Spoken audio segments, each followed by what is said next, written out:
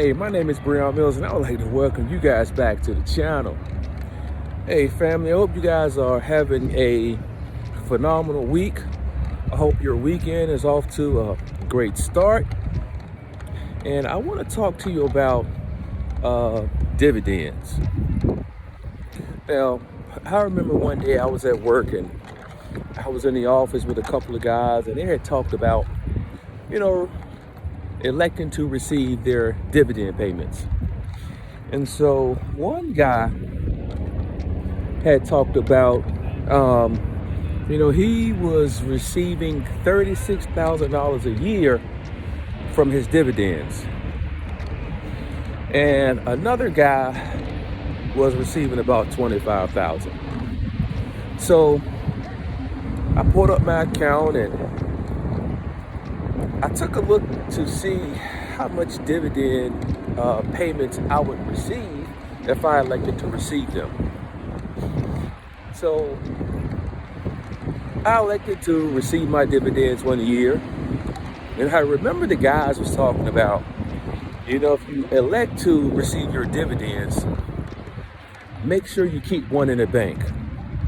Make sure you keep one in the bank. So if you're going to receive 4 of them, make sure you keep one in the bank. And I didn't realize why or understood why they were saying that.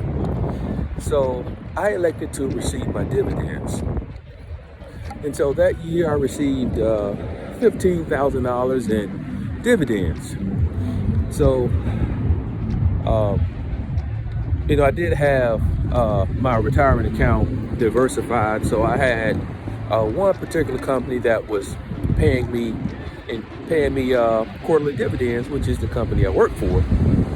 So I received the $15,000 in annual dividends, and I would receive, it broken down into 4 payments. So I'll receive, just over $3,500 every 3 months. So it was nice. I didn't need the money, so I would use that money for vacations, trips, and things around the house. But then, when it was time to pay taxes, I was taxed, based on receiving those dividend payments. So I end up having to pay, I think it was $3,500, because going back to what those guys had stated, they said, hey, if you're going to receive your dividend payments over the course of a year, make sure you keep one in the bank. And that one that you keep in the bank is for taxes.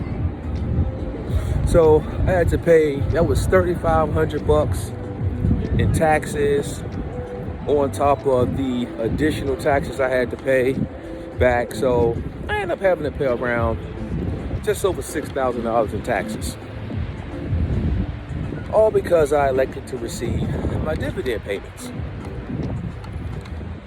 Now, I think receiving my dividend payments for that year was a huge mistake, because number one, I didn't need the money. Number two, there was a lot of money wasted and a lot of money lost, because if I would have kept that $15,000 into my retirement account, and you're talking about receiving more growth on those shares, that $15,000, if it would have the company stock would have been growing 10-15%. That's another $1,500 on top of that $15,000 that I took out. If I would, multiply that times 5%, 6%, which is what I was receiving in annual dividend payments. That's another $750 that I was missing out. So in the grand scheme of things, when you take a look at 5 years down the road, 6 years, 10 years down the road, if I would have kept that money in my retirement account, that $15,000 could probably be around, $20,000, $30,000 that I missed out on. So I said all of that to say this.